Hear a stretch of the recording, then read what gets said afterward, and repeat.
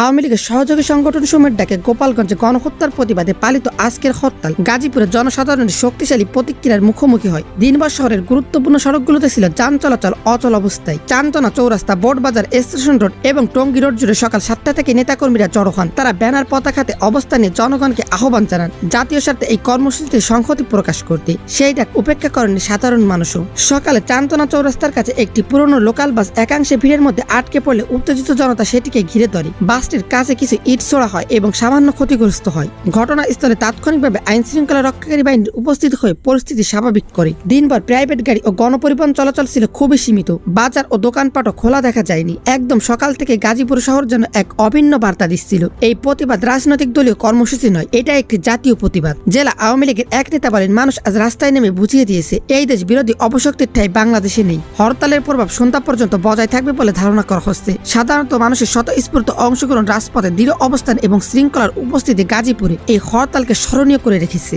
সারা দেশের মতো গাজীপুরে ব্যাপকভাবে পালিত হলো আজকের হরতালটি। দর্শক, এই বিষয়ে আপনার মতামত কি কমেন্টে জানাতে ভুলবেন না।